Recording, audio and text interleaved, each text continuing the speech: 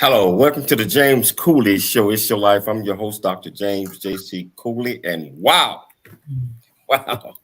we got an absolutely fantastic guest on today with a topic as relate to. Have you ever thought about having your own podcast and how these things work and what type of platforms that you can be on?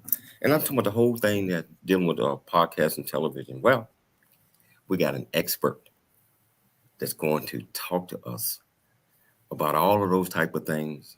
And she also going to talk to her about her platform, Podopolos. I am on the platform, so I am excited. It's an absolutely fantastic product. And we're going to learn all about that. But before we get there, I have to stop and take time out and bring myself back down, calm down a little bit, because my executive producer and co-host, Dr. Michelle Cooley, is here. So how you doing, Dr. Michelle Cooley? I'm doing good. I'm excited about the show today. She's been on our show before.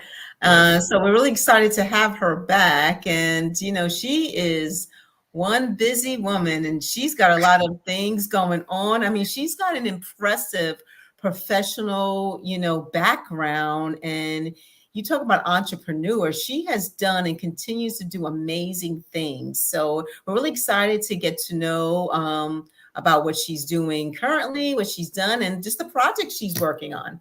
Yeah, I mean, I've talked to her a few times, and a former television talk show host. They got her own podcast that's doing all this, or a CEO, president of a company. I mean, she's doing it all. But I tell you what, if you want to be part of the conversation when we get ready to bring her on, all you have to do is go to the comments, ask her any question that you want, and I promise we'll get you an answer. Michelle, I can't take it no more. Can you please tell our viewers and our listeners the title of the show, the purpose of the show, and bring on this absolutely fantastic guest? Oh, most definitely. So the title of today's show is How Podopolo is Revolutionizing Podcasting and What It Means for Listeners and Creators. So the purpose is getting to know entrepreneur, producer, host, award-winning journalist, and CEO and the founder of Podopolo, Melinda Wittstock, and talk about her career as an award-winning journalist, executive producer, and TV anchor, and the many things that she continues to do and the more exciting projects that she has that's coming our way. And we're going to also learn about the platform and services of Podopolo. So let's talk a little bit about this guest. And she's got an impressive bio. I'm not going to read everything because I'll be here for an hour. So she's a 5-time serial entrepreneur and visionary, conscious leader who has built 5 innovative businesses in media and tech to 7- and 8-figure success. She's the CEO and founder of Podopolo, revolutionizing podcasting as interactive and profitable for creators with an AI-powered platform that enhances discovery with personalized recommendations, elevates our social discourse, and enables podcasters to grow their reach and revenue. She also hosts the fast-growing Wings of Inspired Business podcast, named by Entrepreneur Magazine as number 1 of 20 of the top business podcasts for 2020. And the mission is to lift as we climb, helping female founders leverage their feminine power and collaborate to change the game of business and succeed without trade-off, guilt, or apology. Melinda she's a spiritual practitioner of meditation, yoga, and gratitude. She's passionate about encouraging conscious leadership and social impact in entrepreneurship by using business, including Podopolo, as a canvas to transform lives and solve global challenges. So she is a loving mom to 2 teenagers and the Podopolo mascot, the English cream golden retriever, Augie. So we'll learn more about Augie later on, but let's bring back to the show Melinda Whitstock. Melinda, welcome back to the show. It's been a long time, my friend. Oh, it's great to be here. And oh my goodness, what an introduction. I'm gonna have to give Augie, who's kind of like my emotional support animal, a grounding kind of hug, But thank you so much. Great to be here, James. Wow, so first of all, we want you to tell our viewers and our listeners who is Melinda Woodstock. Oh my goodness, who am I? I mean, I think really at the core, an entrepreneur is a creator.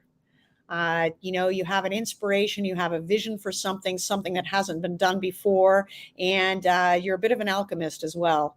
right? Transforming something, transforming behavior, improving, enhancing people's lives, hopefully empowering people. And I'm a very mission-driven entrepreneur, where the type of person that you see a problem and you make yourself part of the solution.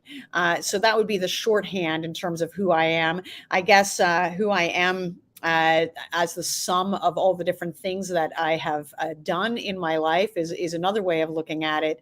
But at the core, I just believe in doing my part using my particular, talents to make a difference in the world. So, did you always want to be an entrepreneur? I don't even know what I don't think I even knew what an entrepreneur was. Although, James, I did at almost age 6 go door to door with my dog at the time, demanding prepayment from neighbors for my show. Okay, and my show involved, I don't know, doing cartwheels through a sprinkler, and it had costume changes and music and whatnot. And I I remember coming home with, like a fistful of dollars and just saying to my dad, where can we find 100 chairs? And he's like, what? And so I'm not sure where that came from. Like, I don't know, like maybe I overheard my parents arguing about money and thought I had to go do something about it, or maybe it was just sort of an innate thing, but I've always had that entrepreneurial gene. And I guess also like a show producer as well, because I was doing it when I was a kid.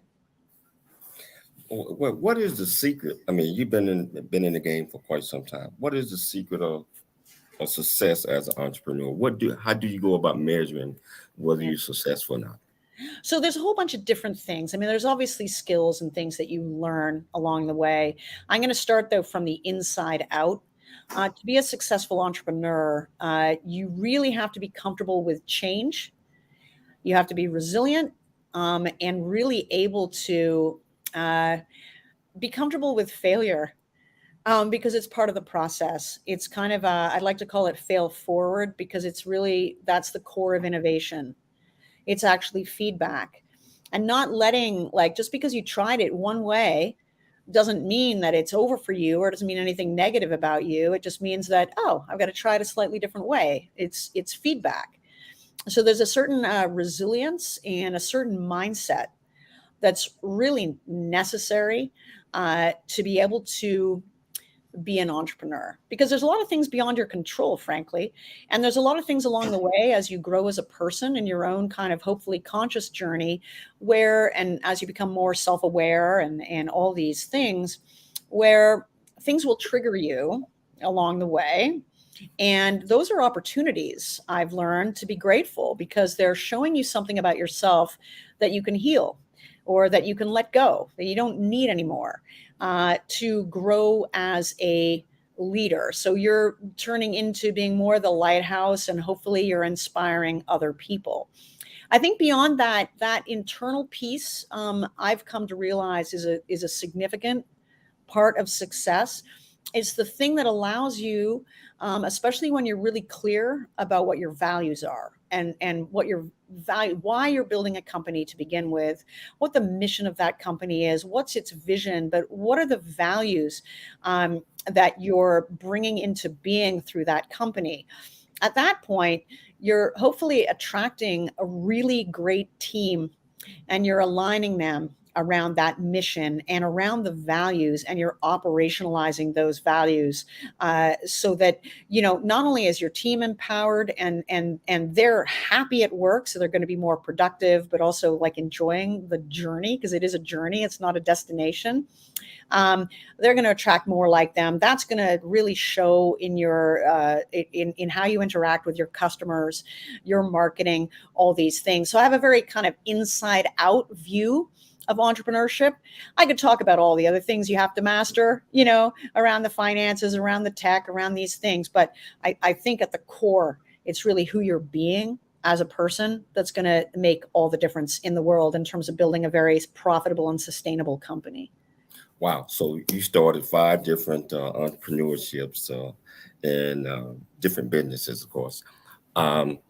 What were some of the major challenges or some of the challenges that you learned that was over all 5 of your companies that you have learned to not do anymore or have a resolution for resolving it? Oh gosh. Okay. So James, it's a very, very, very long list. I mean, we'd be talking for like, I don't know, 36 hours or something to go through all of them. Really, honestly, I mean, it's really true because you're constantly learning in this.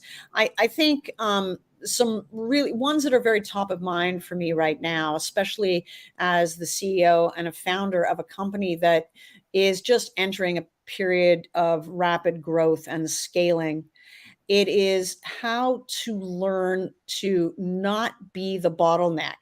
When you start a company, you're doing everything, right? And you get used to doing everything and you're part of every single decision and you're like, do you know what I mean? And there's a certain point where you have to really trust your people and you have to let go and you have to learn to receive. That's a huge part of it. I think the other thing that I've really learned along the way, because I'm a quite competitive person and I'm sort of like will willfully push things along, is that you cannot run a long distance sprint. And so understanding that there's a cadence, sometimes you got to go a little bit slower to go faster, these sorts of things.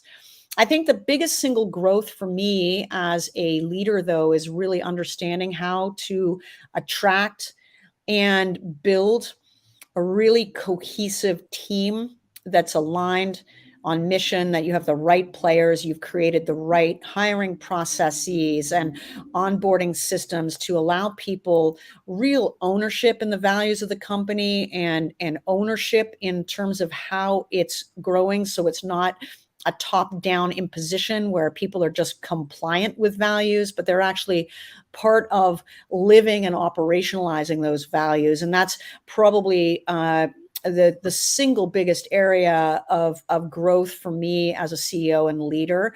I didn't know that as a 20-something, right? Or as a 30-something even, there's so many things that you learn along the way.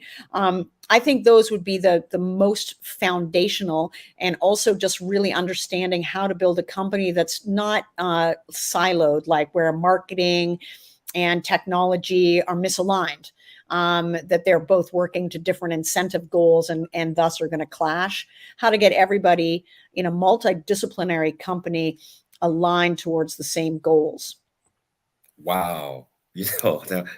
That's a lot. And that was an education in return, because focus is key, and getting everybody to line up and have the same vision, understanding, and focus is major. Tell you, we're going to take a station break. But when we come back, we're going to pick it up, because Melinda is putting it down. And then we're going to talk about her companies that she's doing right now. But if you want to be part of the conversation, all you have to do is go to the comments. Ask her any question you like. I promise you I'll get you an answer. It's your life. We'll be back shortly after the break. I never wanna leave. Yeah, I'm right where I wanna be. We got something you and me, and I can't get rid of this feeling. Just like a magnet, we're just like a magnet. The things we have can't be taken for granted. Now I know that it has always been you. I can't help it, I'm so drawn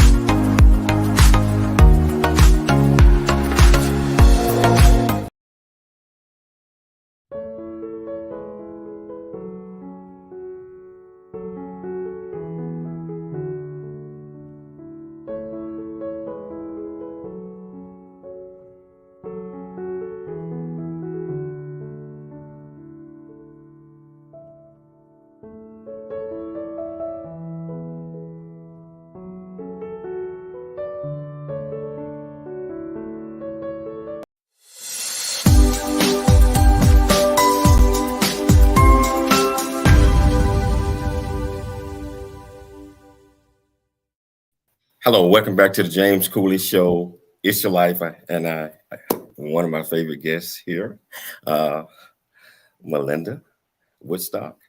And we really get ready to dive off into some of the great things that she's doing, especially with her company, and get an understanding of what podcasting and what being a creator is all about, and just learn all the nits and nats. And who knows? I mean, if you want to be a podcaster, you might be able to get on her platform.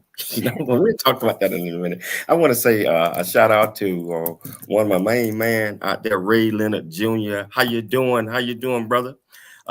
Get in touch with me first chance you get. I see you watching. So Melinda, I want to get back to this. Okay, so we were talking about the challenges as of an entrepreneur. Um, Let me ask you something. What do you get your motivation and inspiration from when it comes to creating these businesses? I know you created 5. Can you tell our listeners and our viewers a little bit about that? Gosh, it's really interesting because I have this natural motivation that I kind of can't help myself. But I've noticed that you get old enough where you can connect the dots looking backwards. And for whatever reason, the theme has been the same sort of theme in all my businesses. They've been at the intersection of media and technology. They've been at the intersection of being able to personalize content and make it very relevant to people in their daily lives and actionable. And the other theme has been that the best content is conversation. And one way or another, every single business has had that theme. And maybe it goes back to, it's just something that I knew because that was very much my first show at age 6 was kind of interactive. It did have an audience participation element to it. So this is just kind of who I am. And I think everybody has their own unique zone of genius, like why they're in an earth suit at this particular stage in their life, something unique to contribute. It just happens to be that's mine. I'm a creator. I love building things. I just enjoy the act of taking an idea and seeing it come to life and all the different processes, like just the different building blocks of that and going through the process. I really enjoy, that journey. I also believe that businesses now, rather than just simply being only about just money-making machines that put money ahead of people, that there is a real opportunity now to use business for social good. Entrepreneurs can do many, many things with their businesses. We hear about like evolved enterprise or conscious capitalism or all these different kind of terminology around it, or triple bottom line. That's a very big driver of me. How can we use business, which is a very efficient mechanism if done thoughtfully, to actually have a big impact in enlightening people, empowering people, and enhancing their lives. So I think that's a really big part of my why. Wow. You're in an industry where there are not many women tech CEOs and founders. Hard to find. You got to look pretty hard. Yeah.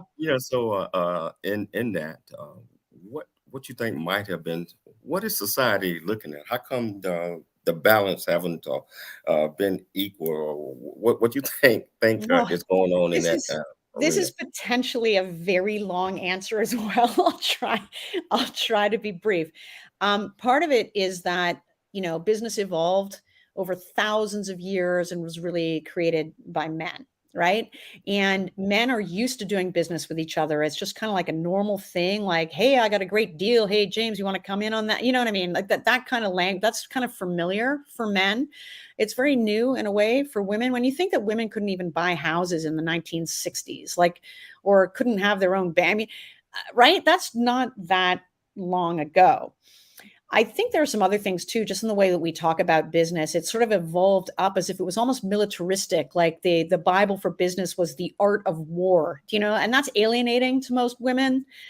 So wait a minute, I don't want to crush anybody. I don't want to crush it, or, that kind of thing. And I think as a result, I think a lot of women also can sometimes fall into the trap of playing too small a game. Because when we don't really value ourselves or our contribution or feel that we have permission to do that, we can easily, and a lot of female entrepreneurs fall into this trap of creating essentially a business that's a job for themselves, or it is a small business, or not dreaming big enough. Like, yeah, I can create a billion-dollar business, and being able to say that with a straight face. So you think of someone like Roger Bannister, you know, if you remember, ran the 4-minute mile, everyone said it was impossible. Mhm. The moment he did it, suddenly it was possible for lots of other people. And I think that's going to happen for women. It takes women just to stand up and do it. There are a lot of structural issues though too. Like, we only get still 2% of the available venture capital money. Very, very difficult for women to find finance. Part of it's just the unconscious bias of the folks who are making the investment decisions, most of them men. But part of it also is the women not being part of the club, you know, not being like the, you know, the proverbial golf club where all the decisions are made. Raising money is very much a relationship game. And like, think about it for a moment, James. Would you write a check for $1 million to somebody you don't really know? So women aren't really, you know, that'd be hard, right? So women aren't necessarily as inculcated in that whole culture in terms of how the fundraising decisions are made, and you know, so there are quite a few. It's a complicated problem. There are a lot of different aspects to it. However, what's encouraging is the businesses that are run or founded by women or have a woman on the C-suite executive team, hands down outperform those that do not. Like for instance, 90%, more than 90% of female founded businesses survive past 5 years, whereas it's something like only like 20% or something, or 30% of male founded businesses actually like survive. We have to be very creative and good at use of capital and return on capital from an investment standpoint. So women on average return twice the dollar value than male founders, which is interesting, something I learned recently. And these are actual real statistics, but there's still a disconnect in terms of, you know, a lot of the people making the investment decisions about whether to fund women. But it's a little bit harder for us, but maybe making it harder for us has made us better at it. So there's that. You know, I'm excited to talk about this next topic, Podopolo. What inspired you to go out and create this fantastic business of yours? And tell us about it. Tell our viewers and audience about Podopolo. Well, the journey for me specifically to Podopolo and that business started when I became a podcaster. I simply started the podcast that I wish I had as a female founder.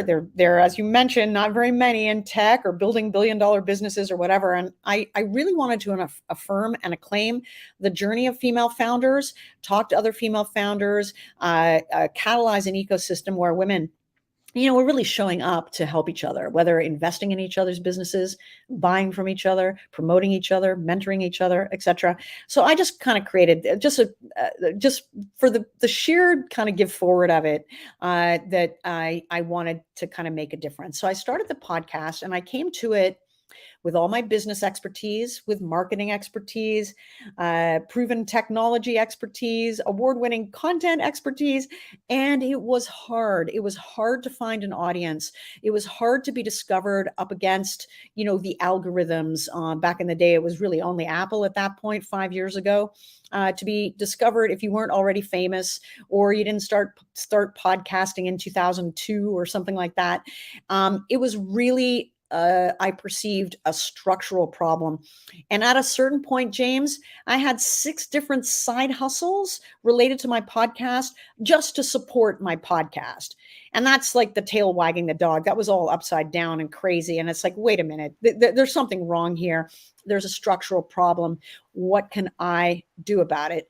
That was the beginnings of it. And then I think the next real aha moment was I was at a podcast mastermind, and we were all going around talking about our download numbers, and a light bulb went off. And I thought, man, like if we all got together, we'd be bigger than Netflix. what are we doing here? Like, this is a really kind of scattered, fractured sort of thing where everybody's toiling by themselves, and there's no kind of cohesive way to bring people together to really solve the discoverability issue, the engagement issue, and really the important one, helping podcasters actually make money from their content. So Podopolo was really born of that, and also, of course, influenced by all my other previous businesses, which were around personalizing content, making content interactive, all these things, and technology.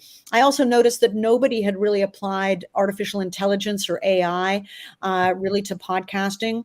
There was no app that had a really good recommendation engine to help listeners and viewers discover content that they were interested in.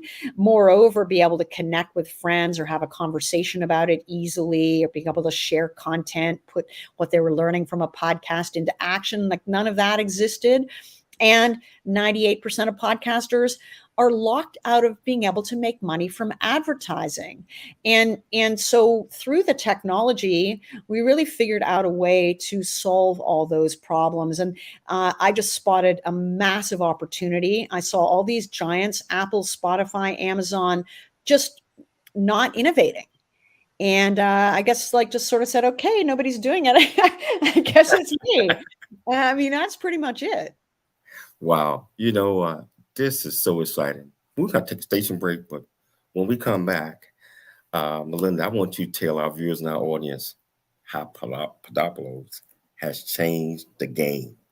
Okay. So we're going to take a station break, but we're going to be back shortly with some more of this great conversation and education that Melinda Whitstock is putting down. It's your life. I'm Dr. James J.C. Cooley. We'll be back shortly after the break.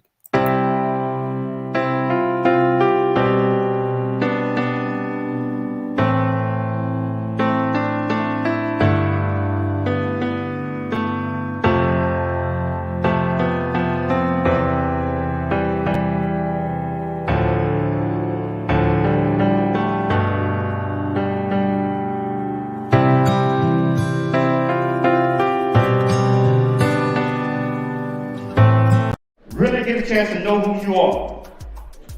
And once you know who you are, you truly know who you are, love who you are. Love who you are. You're a masterpiece. Love who you are. Love who you were born to be. Love me some me.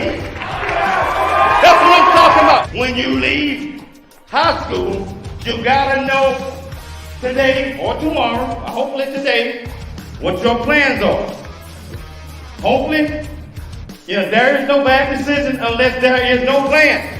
Create, collaborate, commit with confidence. Commit with what? Commit with what? And everything that you do.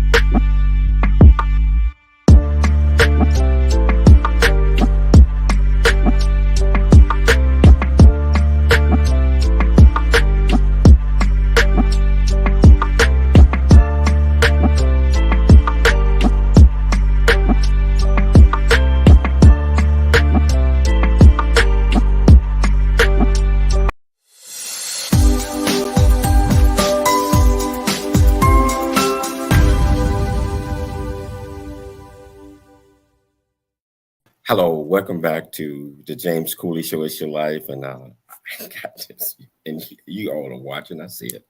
This absolutely fantastic guest that's really educating us on the world of podcasting and talking about one of her companies, which I have the pleasure of being one of the hosts on Podopolo's, and thank you so much. Thank you so much. So if you want to be part of this conversation, all you have to do is go to the comments and ask Melinda any question that you would like. I promise you we'll get you an answer. Melinda, so as we were taking a break, I'm just thinking, can you tell our viewers and listeners, how has Podopolo changed the game for listeners and viewers? Mm. Yeah, so we're in the process of changing it. So I'll tell you a little bit about the app. It's a mobile app available for free in both the Apple App Store and the Google App Store. So if you have a phone, you can have Podopolo, and it's free and it's easy. Essentially, the first plank of it is for the listener and viewer, helping you to discover podcasts that you didn't even know existed around your around your interests, what interests you, but also what interests your friends, and really changing the game on discovery. We find that of all the people who come into Podopolo, they start out with a couple of interests and subscribing to a couple of podcasts. Within about 10 days, they're subscribed to more than 20 podcasts, and sometimes outside of their interests. Plus, they've made friends. They kind of know, I see James is listening to that podcast. I'm curious if he likes it. Maybe I'll like it too. Right? And so can discover new content to really enhance your life, whether any genre, any language for that matter. We have 6 million audio and video podcasts on Podopolo. So that's the first piece, not just discovery of being able to have a more personalized, easy experience that's going to be relevant to you and your daily life, with all kinds of other mechanisms, like being able to create an up next cue, like say, for instance, you're going on a long drive or you're jogging or you're doing something, you can set all your favorite episodes just to kind of autoplay. Plus, if you're listening to a podcast and you hear something like a really amazing nugget that you just want to share with your friends, and you can create a short clip, 10 seconds, 30 seconds, a minute, and instantly share that. And it's great for the podcaster too, because it helps that podcaster be discovered and find a new fan through that sharing mechanism. And it counts as a download, which is very important for the podcaster. It counts as a listen to help them grow their audience as well. So there's all kinds of tools, the same tools that help the listener or viewer really discover great content, also help the podcaster grow and engage their audience. You could think of the use of the AI recommendation engine that way, kind of like a matchmaker, right? Connecting the right people to the right content at the right time, and podcasters to audiences that we know are already interested in their content, so they can grow and engage those audiences. And that's really a major part of the difference for listeners or viewers or consumers of podcasts. On the creator side, because Podopolo is also a creator economy, where we believe that, here is podcasting, the fastest growing media of all time. And yet 85% of podcasters don't make any money from their podcasts, which is just wrong. Like that, I can't abide that. It just doesn't make any sense. And 98% of them are locked out of advertising altogether. So this is another area of innovation on the app, whereby podcasters, even with small audiences, can, for the first time, start to make money from advertising and sponsorship. And here's why. Again, it comes back down to the technology and the AI. So it used to be that, like say with radio advertising, it's a broadcast media, so you don't really know who's listening. There's Arbitron, and there are these different audience measurement that extrapolate that out and can kind of figure it out in terms of numerically how many people are listening.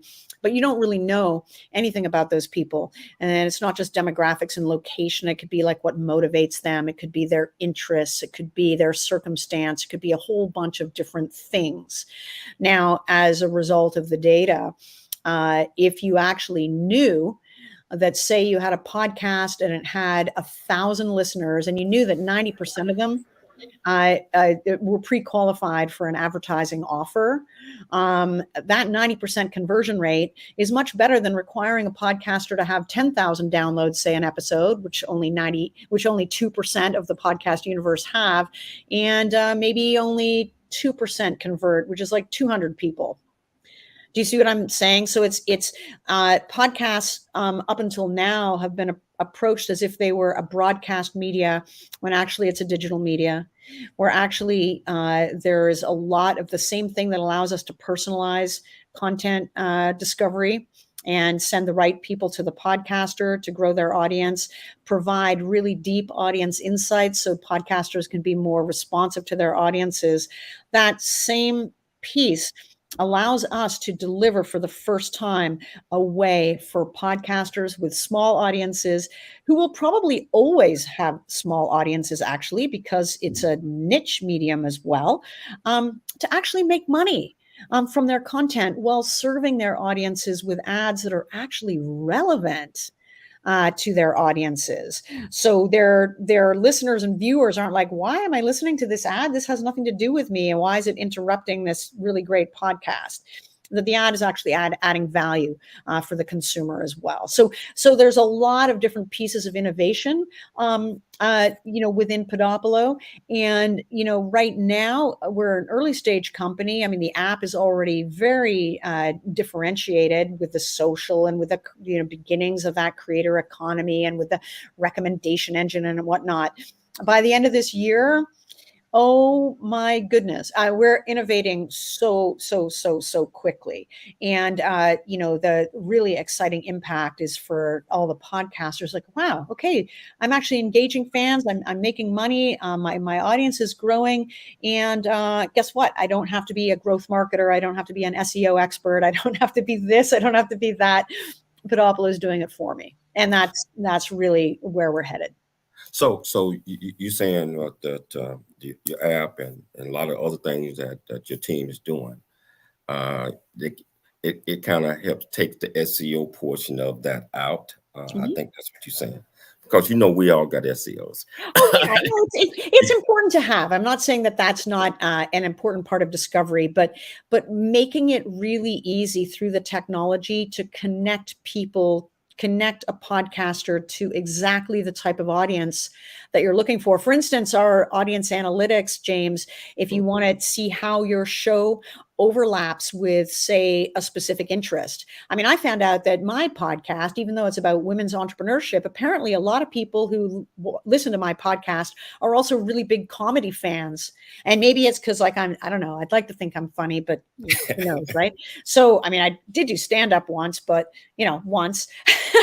But anyway, so that's kind of an interesting piece of data, or actually knowing where I have an overlap audience with another podcast and being able to see that. So if I got together with that other podcast and we cross promoted each other, we'd each grow our audiences. So there are ways to use that data, or really we call them actionable insights, to really help grow a podcast. No other platform supplies that level of data-driven insight, which we help turn into actionable recommendations. And meanwhile, the platform is always looking for ways to cross-promote you and help you find other audiences without you having to worry about it. So that's just going to get more and more and more sophisticated over time. Well, I'm gonna have to get back in touch with your marketing person, just like you gave me a name, or you say you're gonna put me in touch with him again, because I really love Podopolo, but I just haven't been doing a whole lot lately. But I want to, because I know it's a great platform, and I just gotta get an opportunity to engage and do more things, and maybe talk to you a little bit more as well. Anytime. You mentioned about the analytical. So for the shows, all 6 million of them, you guys track the analyticals on your platform, or just? Yeah, so this happens automatically, really, through the increasingly sophisticated AI, and obviously, the bigger the data set, obviously, the more. So the more people who are on the app. And by the way, I just want to say here with data, and it's a really fine line to walk, we really believe that privacy is absolutely sacrosanct. So the way that we handle this is, like, we do learn a lot about people's, their interests and where they are and all of that. We never sell that to anybody. We never share that. We never share first party data with anybody. It's like deep ice vault, right? How we present that data, therefore, to the podcasters is really around personas. So you might see on your analytics page, okay, so, 80% or 60% of your audience is, I don't know, Dave.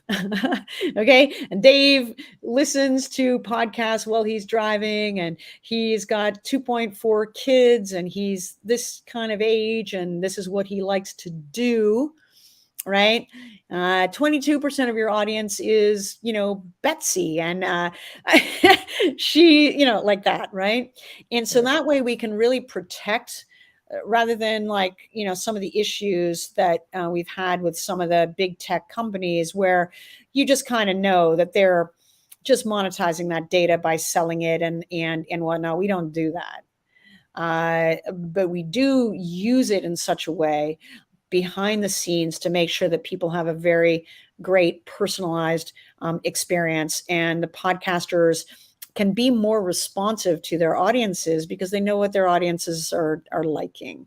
And then there's ways to interact with, because people can follow you and follow socially and follow your podcast, and you can interact with them on Podopolo and get to know them even better that way as well. Wow. So our viewers and listeners out there, Podopolo, look it up today. Look it up today. Also, look up the It's Your Life radio on Podopolo. Give me a thumbs up. So now this is absolutely fantastic information. I'm seeing a lot of messages. Some like, this is great. This is great. And it is great.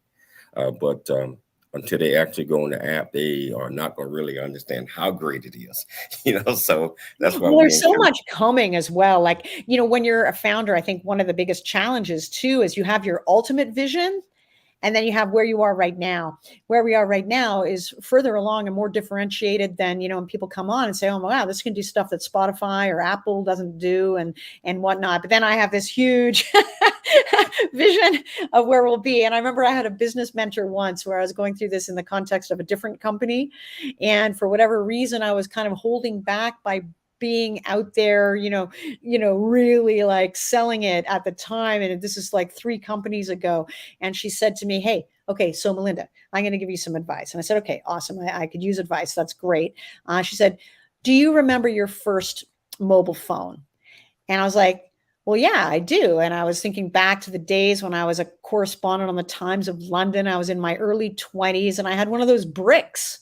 And I'm really dating myself, but anyway, I was so excited that I had this. It was like, it meant freedom, it meant mobility. I was a big, big kahuna because I had, the phone and whatnot. It was like, I felt like high status or something. Right. And she said, right. So that's how you felt. And then she paused for a while and she said, and was it the iPhone?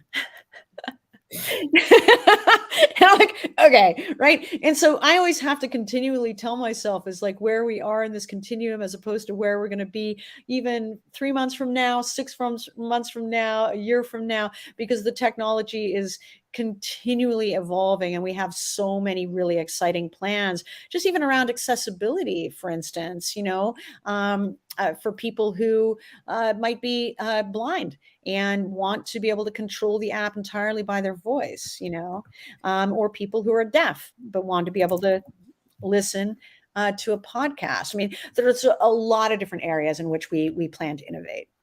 Wow. I tell you, we got to take a station break. So we're going to come back and we're going to talk some more about this great company and this great app that you're talking about. If you want to be part of the conversation, not too late. We got the better part of 10 minutes coming up. It's Your Life. I'm Dr. James J.C. Cooley. We'll see you shortly after the break.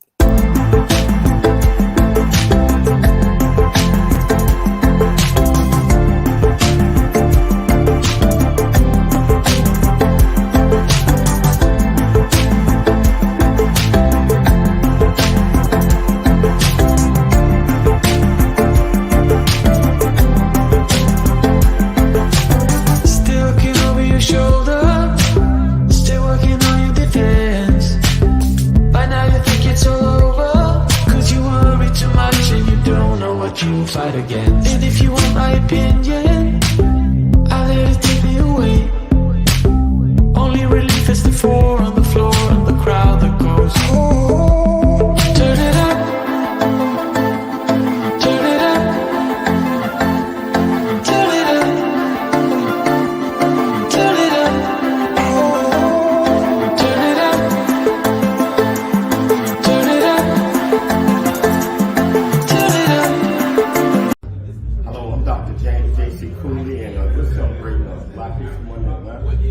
host of the James Cooley Show, It's Your Life. And I tell you what, throughout history, we've had a lot of amazing African Americans that have been doing a lot of great things, and we have to celebrate. We have to take time to celebrate the achievements and all of the great things that we're doing. So I tell you what, regardless of where you're at, regardless of what anybody tells you, always dream big, think big, and be big at everything you do. I tell you what, tune into the James Cooley Show, It's Your Life, on E360 television and over 25 live streaming networks. Looking forward to seeing you there. Happy Black History Month. Thank you.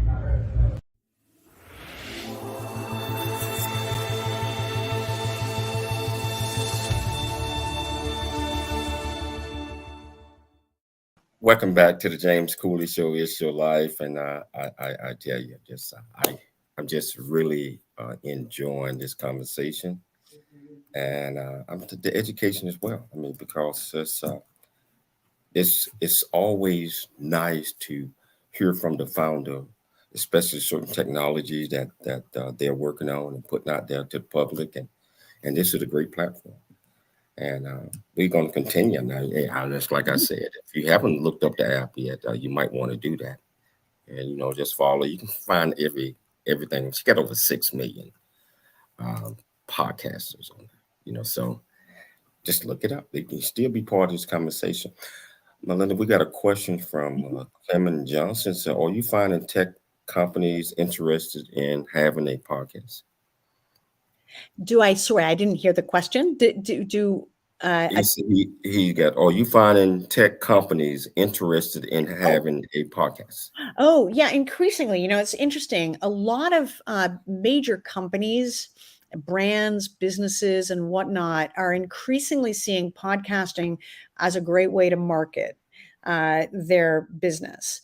And the reason why is that podcasting, I mean, I love podcasting. It's a really intimate medium. It's authentic.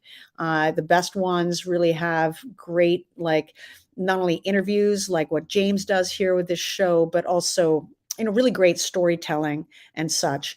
And if you can bring a brand or a solution to life in such a way, you develop a incredibly valuable know, like, and trust. So that when you do sell your product, to customers and whatnot, they kind of know you already. And so that's one of the reasons why Podopolo is just about to launch, funnily enough, our brand studio, where we will be working with brands large and small to create their podcasts for them, leveraging all the interactivity and, AI-based analytics from Podopolo to really kind of accelerate the growth of those podcasts. We'll also be working with thought leaders and podcasters who just want, oh man, I just don't want to produce my show anymore. Can you guys do it? So that's launching in the second quarter. But I think it's really a great way, especially for a technology company, to kind of humanize the tech. Like, who are the people behind the tech? What's the tech doing? What's the mission of to really put names, faces, voices, and whatnot, because you'll create, if you run the technology company or a part of that team, you really get that kind of human connection that's harder to do with a Facebook ad or just on selling through your website or whatever. So, wow, I want to change it a little bit because I want to talk a little bit about your podcast, Wings, or Inspired Businesses and Admission. I want to talk about the mission of that, why you came up with that, and just tell our viewers and listeners about your podcast. Yeah, so Wings is really when I was looking for a name for the podcast, and a butterfly flew by as I was thinking about it. That's literally how it became Wings, but it was also Wings is very much, when you think of a butterfly, you think of transformation. And you see women coming into business in record numbers. The vast majority of new businesses that are being started in this country are being led by women, in fact. And going back 5 years ago, I was pretty lonely as a female entrepreneur in tech. There weren't very many like me. I really wanted to create a podcast that really was the podcast I wish I'd had when I was coming up all those years through all the different companies and such in my entrepreneurial career. I also wanted to foster an ecosystem where women really were showing up for each other, like from a spirit of abundance, rather than kind of, competition or scarcity. There's only room for one woman to succeed kind of mentality. Really wanted to change that and really catalyze an ecosystem where women were investing in each other, buying from each other, mentoring each other, and such. So I just really started the podcast.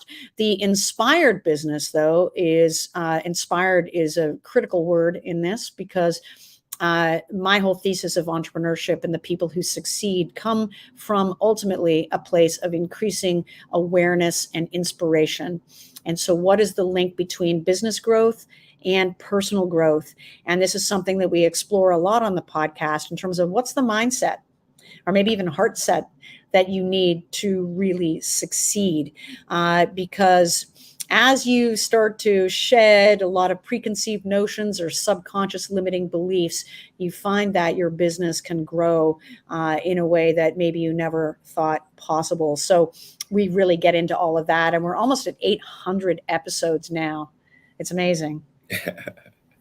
What advice would you give to a person that thinks about becoming a podcaster and really don't have any idea how to do it? Oh, gosh. Okay. So the most important thing is to understand your own unique genius. Like, what is it about you? What do you have to share with the world? And everybody does. Everybody has a unique perspective on something. And it could be that you have this amazing hobby. It could be you have a business that you want to publicize. It could be that you have a lived experience that you went through and you overcame, and you want to make sure that nobody else, or like anybody else who's going through it, has a resource that you didn't have. I mean, it could be any of these things, but being very, very clear on what is the impact that you want to create as a result of having a podcast. I mean, you could look at that as like, what's your mission? Like, what's the dent in the universe that you want to make? All right. That's one thing. The other thing is being really clear on who you're talking to. So who is your ideal audience and why? And really having a core understanding of who you're serving. And once you know that, where are those people? How are you going to talk to those people in such a way that it really resonates with them? Those are the two things that really are critical to launching a successful podcast. The third is actually understanding what success is for you. Why are you doing it? And these things lead to, okay, so how would you monetize it, or how are you going to make it fit around your lifestyle so you don't burn out doing it? How are you going to sustain it? All these sorts of things. I find that when people approach me about launching a podcast, they're all worried about what microphone to get. Honestly, that's the easiest thing in the world. This is my handy dandy $79 USB ATR 2100. Just get that. Like, it's so simple. Plug it into your laptop. That's all I've ever done. Right? I'm not fancy with anything. I don't have, like, literally it's a laptop, microphone, sitting on my couch. Like, because I do audio only, right? So, it makes it's super simple. So I wouldn't get too complicated about any of those things. I think going slow to go faster later means knowing your why, knowing your audience, knowing what success is, and how ultimately you're going to make it work in your lifestyle with increasingly automated systems, and how you're going to make money from it. And thankfully Podopolo's here to help you, certainly with that latter part. So okay, we down to the last minute. Tell our viewers how they can get in touch with you or your people at Podopolo that they was interested in podcasts. Yeah. Okay. The number one way is download Podopolo. Okay. And when you get there, just make sure you can just follow me in the search. Just look for me. My handle on Podopolo is Melinda CEO. So follow me, DM me on Podopolo. That's one way. I'm also on all the other social networks. Personally on Instagram, I'm Melinda Ann Whitstock. That's Ann with an E. So Melinda Ann Whitstock. And we're also on Instagram as Podopolo. LinkedIn is probably the social network that I use the most, though. So I'm just Melinda Wittstock on LinkedIn. We also have a company page there, Podopolo. Twitter, Podopolo Network. Facebook, Podopolo Network. Although we're not on Twitter and Facebook as much as we used to be. It's really LinkedIn and Instagram are the main ones currently. And yeah, I'm pretty ubiquitous. You can find me. It's been an absolute pleasure having you on the show, and certainly want to talk about Podopolos a lot more because I got to be a little bit more active on that. So thank you so much for taking the time to come on the show. I'd like to thank my executive producer and co-host, Dr. Michelle Cooley, for always putting together a great show. Most importantly, I'd like to thank you, the viewers in the audience, for taking time to listen in on the James Cooley Show. We'll be back tomorrow, same time, same place. Remember, it's your life. We'll see you tomorrow.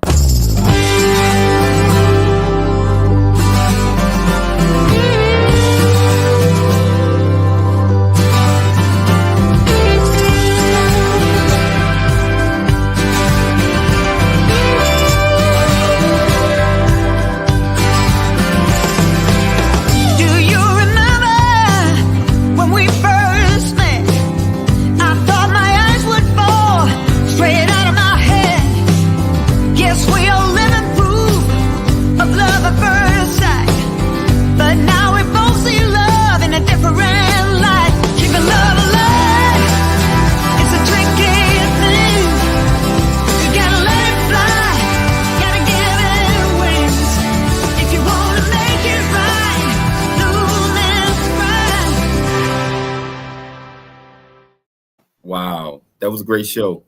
Yeah, thank you, James. No, it's always wonderful talking to you. So thank you so much. Oh yeah, I really enjoyed it. You all doing a whole lot of things there, and the app seemed like it has grown tremendously. Yeah, I know it is, and we've really got it's so funny with entrepreneurship. You get it's you to begin with, and then the team that you can afford, which is basically persuading people to work for free. Yeah. and so you're not necessarily getting the best people, and then it's kind of who you can afford, and still you don't really have any money, so you're not necessarily getting them. Now that we're closing this funding round, I mean, there's just a level of talent that we're attracting on the technical side. Like, so for instance, one of our core user experience people is coming straight to us from the senior ranks of Instagram.